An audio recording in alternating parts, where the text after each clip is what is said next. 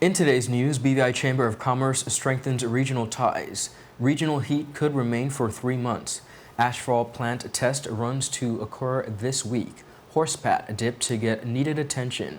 Calls for new LIAT amid INTERCARIBBEAN complaints. We have the details of this and so much more when 284 News returns.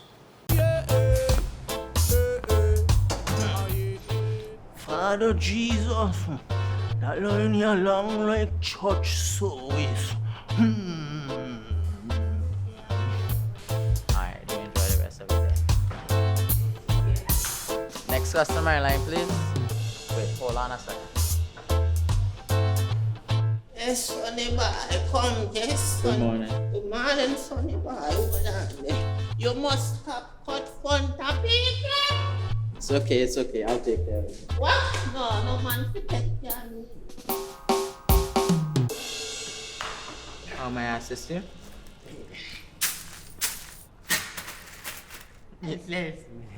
You want top of power? You want top of power? Join the prepaid party with CCT and enjoy more affordable data plans, more top-up promotions, more savings with hero bundles, and more value for your money each and every Tuesday with Top Up Turn Up Tuesday. Visit a CCT store today or anywhere CCT Top Up is sold and top up your phone. 5, 10, 15, 20, 25, 30. You want top of power?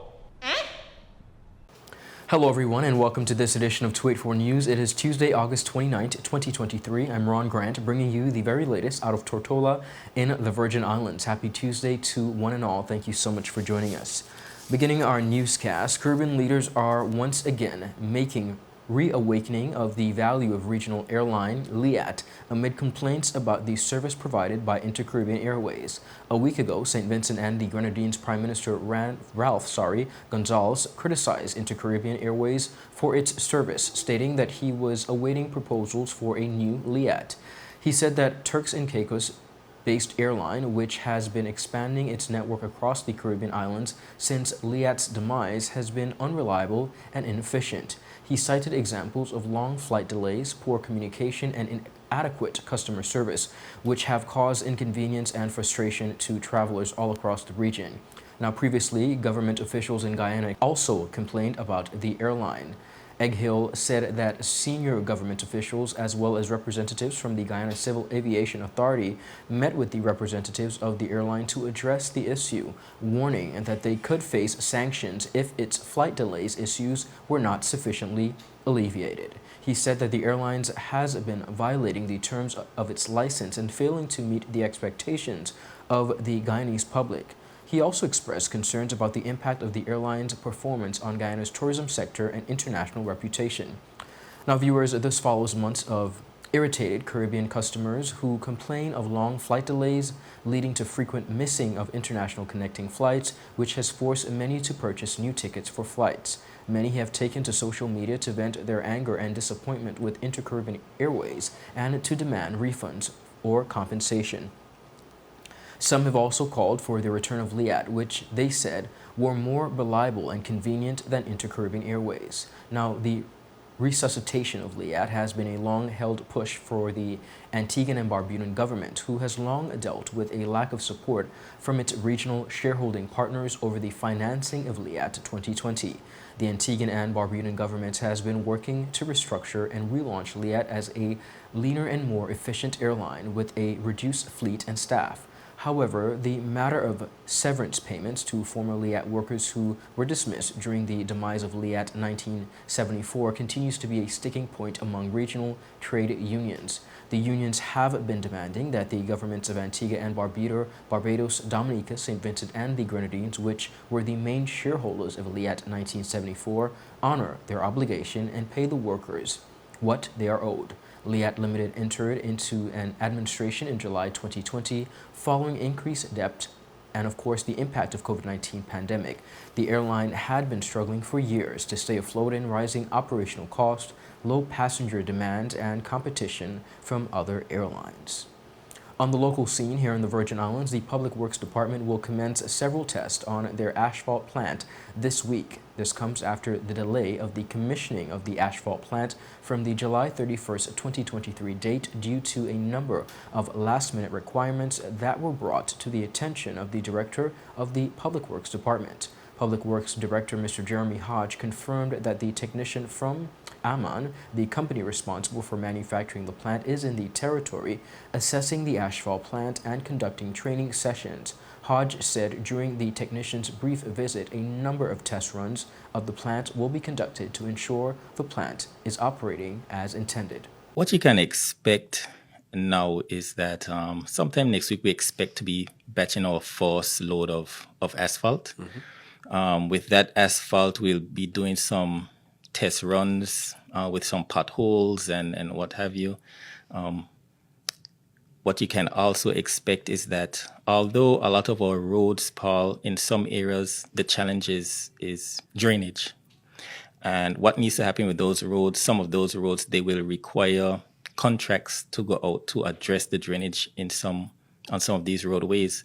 He also revealed that the rehabilitation of the road from Paraquita Bay to Hodges Creek Marina is one of its first major projects that his department will be using the plant to restore.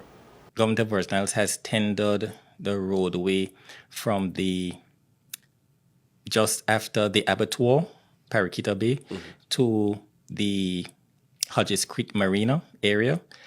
That stretch of road went out to tender, and drainage and everything will be addressed through the issuance of that contract. When that contract is finished, it will be a concrete surface, and of course, Public Works will follow with the asphalt surface.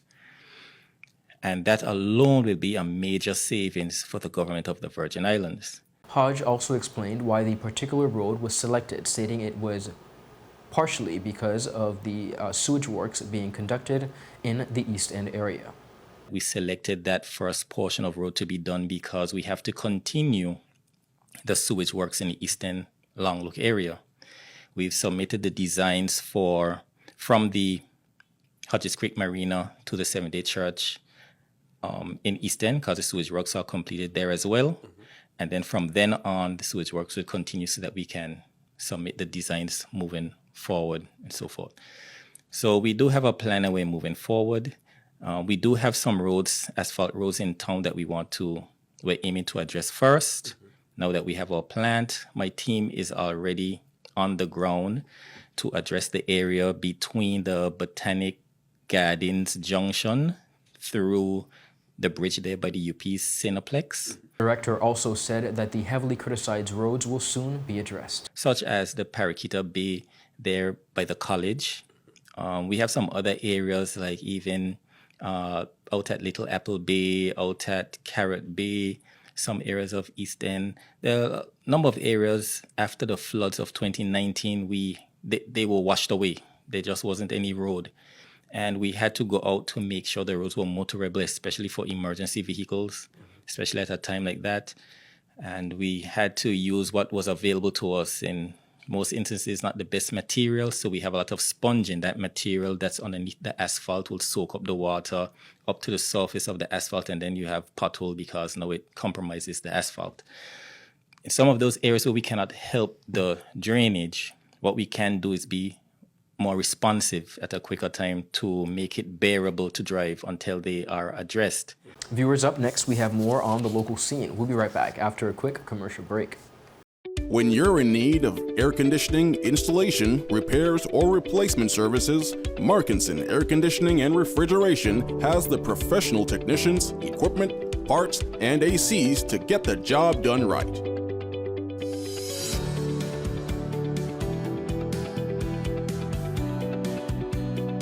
Markinson Air Conditioning and Refrigeration carries top brands like Daikin, Aircon, Mitsubishi, and more. We're open Monday to Saturday from 8 a.m. to 5 p.m. Located in Fish Bay. Telephone 340-4114 or 343-9511. Markinson Air Conditioning and Refrigeration, providing exceptional services to the British Virgin Islands since 2015. Rashford made it. Manchester United have come from behind to lead. At home or on the go, watch CCT Live. Download our app and carry your favorite TV shows, news, or live sports anywhere you go. Visit cctbvi.com/live, select your package, and tune in. Looks like Johnny's ex-girlfriend finally found my car. You've got CG. You're fine. I'll never forget the year those monkeys stole my car. They drove it over a cliff, burned the seats, and carved the words pineapple banana smoothie into all the doors. And that was after they used it for the bank heist.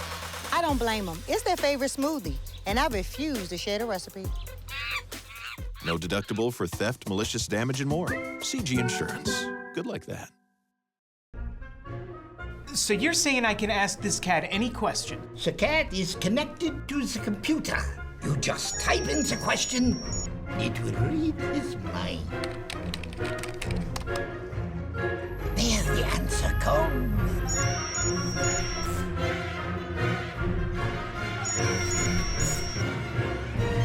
You're the man! I've been looking for this for weeks.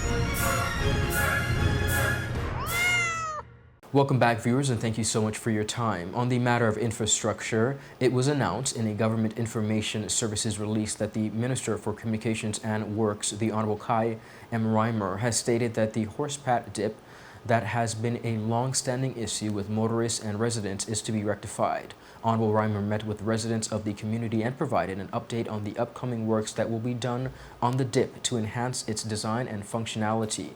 He said, and I quote, "We have Mr. Percival here who is mostly affected in terms of his property," Honorable Reimer said, adding that motorists have been also experiencing difficulties with the way the dip is designed. Noting, he said, and I quote, "This issue, the Public Works Department went out and did a design for this area, and today we are here to present what we are intending to do to correct this dip." He also explained the upcoming changes to the traffic flow that will occur once the works begin. Director of the Public Works Department, Deputy Director of the Public Works Department, Mr. Kurt Hodge, gave a brief presentation of the plans for the reconstruction of the dip and addressed concerns by the persons in attendance. Of course, a full video of the community meeting can be viewed on the Government of the Virgin Islands Facebook page. In regards to the regional ties across the Caribbean and the BVI, as part of the BVI's Chamber of Commerce recently held rebranding, Chairman of the Caribbean Chamber of Commerce, Mrs. Pettifer Lewis-Smith, who was in the territory to meet with stakeholders and speak at the BVI Chamber of Commerce rebranding ceremony as the keynote speaker, spoke on the importance of regional networking in a recently held interview with myself. The Network of Caribbean Chambers was formed in 2019, and that is coming out of a history where we have had other Caribbean chambers regional, and there became a time when members found that they weren't getting value, and we needed to relook at what we were doing. So we, as I mentioned, part of the challenge is finance to run these organizations. And so we started as a network, just coming together, discussing, looking at priorities. So we have like pillars. We have disaster risk reduction, which is a major one. We have the whole question of advocacy. We have sharing best practices, training, logistics, and trade facilitation is major. Because, for example, to come here, we're not going to go into that now, but it was an absolute nightmare. However, it was an absolute rainbow arriving in BVI. Lovely. It was absolute. It was worth it. It was worth. And I think what happened, I was saying to Sheena, that the experience that I've had, I needed to have the experience. Because now, when I speak, I could speak firsthand. So it's not hearsay. I have experienced it. So I have the details. So we have a lot of work to do in the region in terms of improving transportation, both A and C, because we want to share, we want to trade among each other. But it's difficult for us to travel. I mean, I come here for just one day, and it's 4 days away from work. But the beauty is that COVID brought us a gift, to be able to work remotely. Yeah. So once I'm not in the air, I'm able to work. Mrs. Lewis spoke on the importance of connecting the region through conversation and shared her experiences. First, let me just say, in terms of, as we mentioned about connecting people, I would not have met Sheena had we not had the chamber, the network of chambers. Wonderful. And I would not be here speaking now. And you had asked me earlier in terms of what's my objective for coming here, right? Is about deepening the relationship and actually understanding the business environment.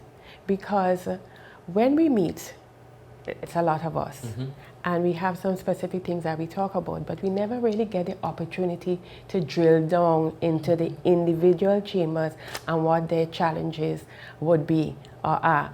And you know, with everything, everybody is, what is in it for me?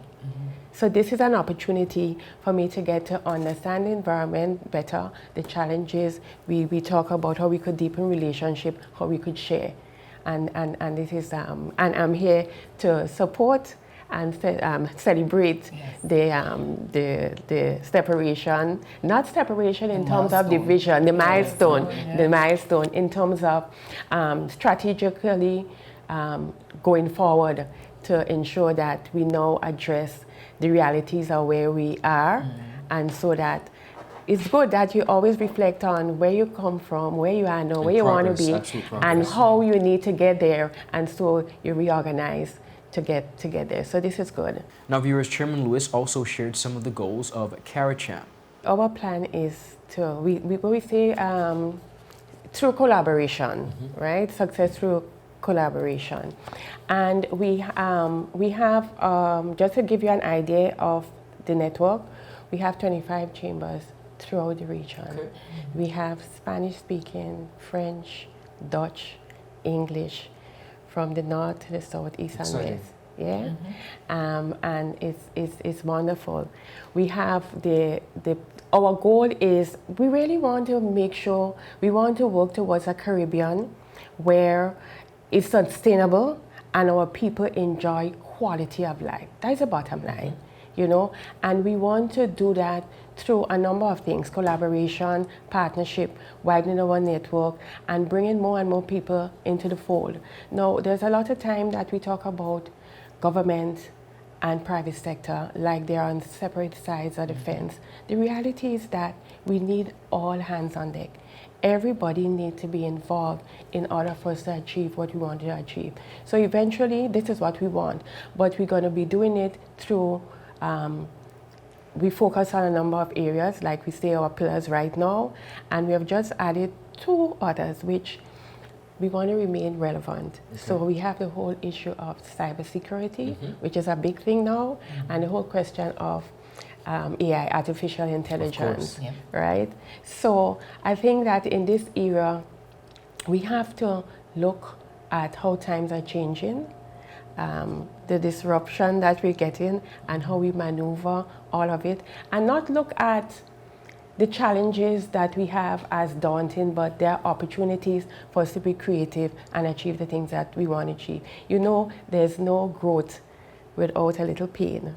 You know, so it's not looking at what is ailing us somebody, but how we could grow from that. Chairman Smith Archer took time to remind the BVI business community of the journey of the Virgin Islands business environment, as well as encourage them to be innovative. I think it would be around the economic development strategy. One of the things in preparing for this event, I think for me that really struck me, is the humble beginnings of the current economy. You know, where there was a time that it was the farmers, the fishermen, the shopkeepers that provided the goods and services. We expanded over the years, moving into more of a service industry, and moved away actually from production. And now food security is a big concern for the region, and not just us, but it is also opportunity there for business. And we like to look at, you know, businesses isn't just about profit, but it is about people's livelihoods. This is how many persons basically take care of their families, you know? So the micro business, which is like the self-employed, all the way up to a large companies that are based here, it's very important for us to continue being innovative, because that is how we came here. We came from, you know, the subsistence economy all the way into where we are now. And as Ms. Lewis touched on, that the new technologies that are coming in is going to afford us even more opportunities. So I'm very proud when we think of, again, our economy. The last prediction was at about 1.4 billion US dollars. So as a small island developing state, Ron, I think that's something for us to really pat ourselves on the back, but not to sit on our laurels, but to really look forward and say, okay, what can we do, you know, in the next 5 years, 10 years, and how do we develop the next set of business leaders? Because it is those new business owners that are going to step into the space and that are going to bring the new business ideas as well as expand on those that exist. So there's so much really potential, and you know, I'm excited about it. So I want them to also be excited that there is so much more opportunity than I would say what challenges us. Because for me, the challenges, we have the solutions once we put our heads, you know, down and say, you know, how do we move from, you know, East End to West End and make everything in between there even better. For the full interview, visit all 284 media platforms. Up next, we have much more on the local scene. We'll be right back after a quick commercial break.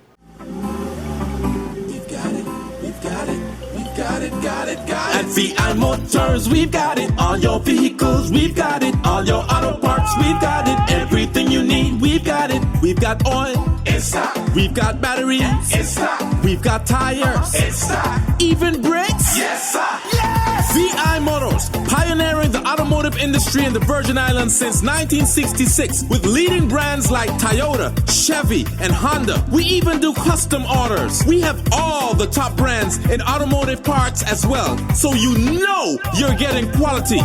Come visit us at Duff's Bottom, Tortola. Go to our website at vimotors.com or just call us at 494-2496. Remember, VI Motors, we've got it. All your vehicles, we've got it. All your auto parts, we've got it. Everything you need, we've got it. We've got it. That's out. That's 6. That's out.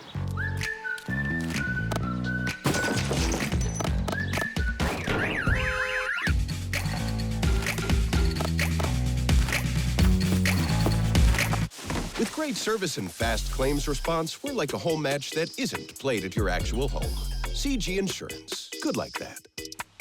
My turn. Oh, come on, guys. Looks like Johnny's ex-girlfriend finally found my car. You've got CG. You're fine. I'll never forget the year those monkeys stole my car. They drove it over a cliff, burned the seats, and carved the words pineapple banana smoothie into all the doors. And that was after they used it for the bank heist. I don't blame them. It's their favorite smoothie, and I refuse to share the recipe. No deductible for theft, malicious damage, and more. CG Insurance. Good like that.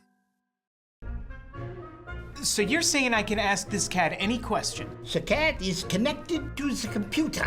You just type in the question, it will read his mind. There the answer comes.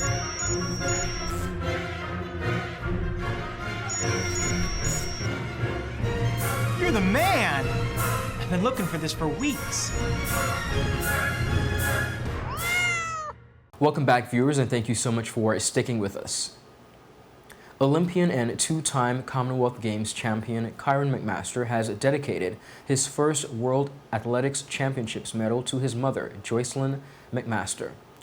The World Championships medal is one that Kyron was chasing for more than half a decade, and he finally achieved the goal after placing second in the final of the men's 400-meter hurdles event in Budapest, Hungary. The medal also placed Kyron as the first athlete from the British Virgin Islands to achieve an Outdoor World Championships medal.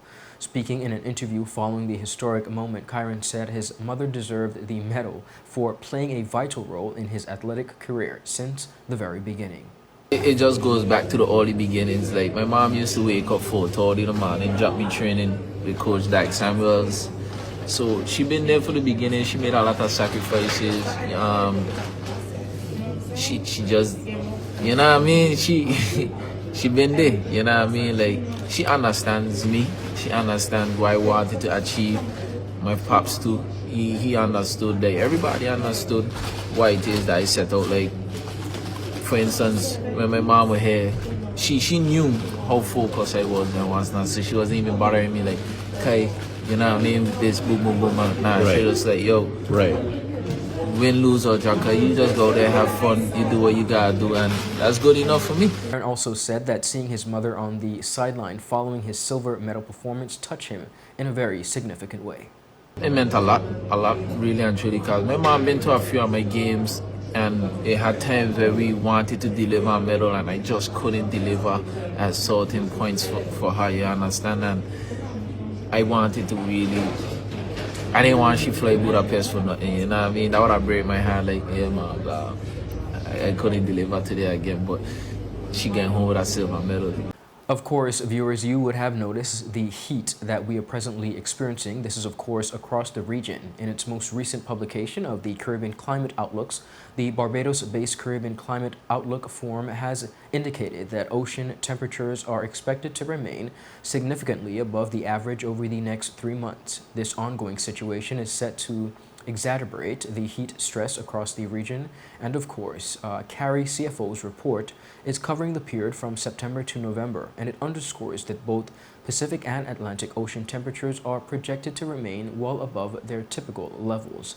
This sustained warmth is anticipated to intensify heat stress in the Caribbean, leading to higher temperatures, increased humidity, and a greater frequency of heat waves. This pattern, viewers, could rival some of the historically warm seasons recorded in the past. The influence of a moderate to strong El Nino, categorized by the abnormal warming of the eastern Pacific Ocean's surface waters, is expected to impact weather conditions. Now, the forecast indicates that Belize and neighboring islands might experience decreased rainfall frequency and reduced tropical cyclone intensity. This could result in more short-term dry spells than usual for these regions.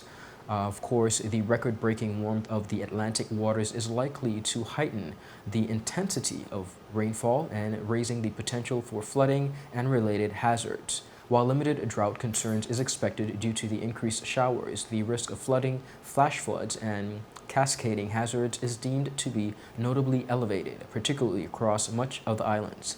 The situation varies across the Caribbean. Of course, areas are set to experience an intense hot and dry season, while regions like Barbados, Belize, Trinidad and Tobago, and the Windward Islands may record usual or reduced rainfall amounts. CARIF CFO's report also highlights emerging concerns regarding long-term drought in specific areas. Central Belize, Dominica, and Southern French are already experiencing the evolution of prolonged drought conditions. Now, additionally, Martinique, St. Vincent, and Trinidad and Tobago might also face the possibility of developing or continuing droughts by the end of November. As the climate patterns in the Pacific and Atlantic Oceans continue to interact, the Caribbean region is grappling with a complex blend of heat stress and variable rainfall trends. These factors collectively shape the weather outlook and underscore the importance of adaptive strategies to mitigate potential impacts. Viewers, that is it for today's news roundup. Be sure to follow us for your daily news updates at 284media.com, and of course, like us on Facebook at 284media and 284BVI on Instagram and Twitter. I'm Ron Grant. I will see you again tomorrow. Do have an enjoyable and safe evening. Happy Tuesday. Goodbye.